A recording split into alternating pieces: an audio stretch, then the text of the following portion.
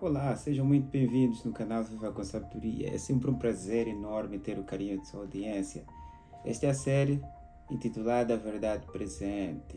Não perca cada um desses estudos que será extremamente fundamental para ajudá-lo a elucidá-lo de maneira que você tenha uma visão mais clara a respeito do plano da salvação, tal como é esboçado nas Sagradas Escrituras em Jesus Cristo Nosso Senhor. E para aqueles que ainda não se subscreveram no canal, aproveita a ocasião, se subscreva no canal e deixe o seu like também, deixe o seu comentário em torno deste vídeo. Vamos falar com Deus através da oração. Santo Pai que estás nos céus, no precioso sangue de Cristo, conceda-nos o Espírito Santo para que nos possa iluminar na compreensão e na interpretação da Tua Palavra, especialmente o caro internauta que está a acompanhar-me nesse vídeo, que o Senhor possa abençoá-lo grandemente, em nome de Jesus Cristo, nosso único Senhor Salvador. Amém.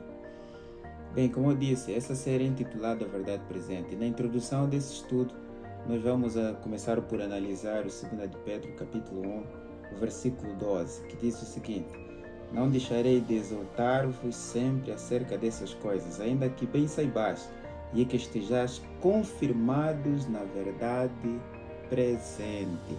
E olha como é que é interessante como o apóstolo Pedro coloca aqui essa questão da verdade presente. No versículo 16, ele discorre nesse assunto, contextualizando para nós, dizendo assim: Porque não vos fizemos saber o poder e a vinda de nosso Senhor Jesus Cristo seguindo fábulas astuciosamente compostas, mas nós mesmos vimos a sua majestade, porquanto ele recebeu de Deus Pai honra e glória, quando na magnífica glória lhe foi dirigida a seguinte voz: Este é meu Filho amado, em quem eu tenho muito prazer. Versículo 18: E ouvimos esta voz dirigida do céu, estando nós com ele, e diz as Sagradas Escrituras, no Monte Santo. E temos muito firme a palavra dos profetas, a qual bem fazeis em estar atentos, como que o dia amanhece e a estrela da alva aparece em vossos corações. Sabendo primeiramente isto, que nenhuma profecia das Escrituras é de particular interpretação, porque a profecia nunca foi produzida por vontade de homem algum, mas os homens santos de Deus falaram, inspirado pelo Espírito Santo. Bem, verdade presente, aqui dentro do contexto da segunda carta de Pedro, ele deixa bem claro que a verdade presente aqui tem que ver com Jesus Cristo. E olha como é que o contexto é bem prático, tem que ver com a primeira vinda de Jesus Cristo. A primeira vinda de Jesus Cristo como encarnado Filho de Deus, vivendo uma vida impecável, vencendo em cada aspecto do ministério dele o mal, restaurando vida, curando, trazendo esperança, conforto, através da palavra de Deus. É o que o apóstolo, claro, dando ele a vida por nós na cruz do Calvário, tendo sido sepultado e tendo ressuscitado ao terceiro dia e ascendido aos céus à destra, sentado à destra da majestade do Pai. O apóstolo Pedro, ele interpreta tudo isso como sendo a verdade presente. Essa cadeia de verdades relacionadas à encarnação de Cristo, à vida de Cristo, à morte, o sepultamento, a encarnação, inclusive a intercessão no lugar santo, o apóstolo Pedro chama de verdade presente no qual estás confirmados. E tudo esboçado aonde? Segundo o apóstolo Pedro, nas Sagradas Escrituras, que fazes bem em atendê-la. Logo, a Bíblia, a palavra de Deus, descreve claramente a verdade presente em Jesus Cristo como nosso Senhor e Salvador, que deu a vida por nós na cruz do Calvário. Olha que o apóstolo Pedro, permitam-me que não me permitam esses erros crassos. O apóstolo Pedro, ele diz na segunda carta, em relação a esse aspecto da verdade presente relacionado com a primeira vinda de Jesus Cristo, no capítulo 1, no versículo 5, ele coloca da seguinte maneira, versículo 5, e que mediante a fé estás guardado no poder de Deus para a salvação, já preste para se revelar nos últimos dias. Olha como é que é interessante. Últimos dias, salvação presta a se revelar nos últimos dias. No mesmo capítulo, no versículo 21, o apóstolo Pedro, ele traz-nos a seguinte informação. No capítulo 1, mesmo capítulo 1, o versículo 21, ele diz o seguinte: E por ele credes em Deus, que ressuscitou dentre os mortos e lhe deu a glória, para que a vossa fé e esperança não estivesse em Deus. Ele deixa claro a respeito da ressurreição de Jesus Cristo. Volte para o versículo 20, no qual, na verdade, em outro tempo foi conhecido antes da fundação do mundo, mas manifesto nesses últimos tempos. Olha como é que é interessante. O apóstolo Pedro, ele coloca a primeira vinda de Jesus Cristo como sendo um marco histórico que define o tempo do fim. A expressão mais ou menos ela se encaixa assim com Apocalipse capítulo 12, né? Que diz que ai da terra, porque o diabo desceu até a voz sabendo que tem pouco tempo. Ou seja, a primeira vinda de Jesus Cristo à terra demarcou o começo da história do tempo do fim. Dentro do contexto histórico, a vinda de Jesus deu início ao contexto histórico do tempo do fim. Então, verdade presente também é emoldurado dentro do contexto de tempo. Que tempo? Tempo do fim. É interessante que o plano da salvação, de acordo com as Sagradas Escrituras, ela está emoldurado em Jesus Cristo e dentro de um contexto de tempo. E o apóstolo Paulo já diz que exatamente a primeira vinda de Jesus Cristo demarcou o começo do tempo do fim, no aspecto histórico. Bem, é interessante que quando Jesus Cristo começou seu ministério, né, que deu início ao tempo do fim, aqui em Marcos capítulo 1, você pode seguir comigo, Marcos capítulo 1. Jesus Cristo, ele deixou-nos claro, Marcos capítulo 1, ele deixou-nos claro sobre um aspecto interessante em relação à questão de tempo. Marcos capítulo 1, precisamente o versículo 14 e 15. E depois que João foi entregue à prisão, veio Jesus para Galileia pregando o evangelho do reino de Deus, dizendo: o tempo está cumprido, o reino de Deus está próximo, arrependei-vos e crede no evangelho. Olha como é que isso é espetacular, isso é obviamente incrível. O apóstolo Paulo, ele esboça o contexto da verdade presente dentro do contexto do tempo do fim.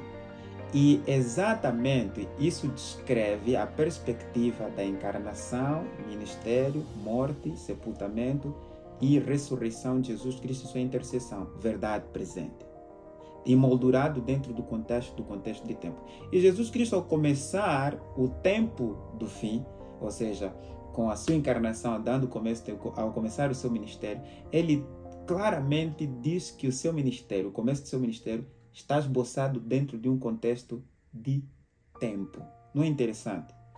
Para mim isso é fantástico. O que quer dizer que nós precisamos ir para a Bíblia e começarmos a entender de que tempo é que Jesus Cristo se referia aqui em Marcos capítulo 1, o versículo 16. De que tempo específico Jesus Cristo se referia? Obviamente que Jesus está se referindo às 70 semanas de Daniel capítulo 9, certo? E as 70 semanas de Daniel capítulo 9, e o versículo 24 até o versículo 27, elas estão dentro de um contexto em que Gabriel explica que elas foram separadas das 2.300 tardes e manhãs de Daniel capítulo 8. Não é interessante?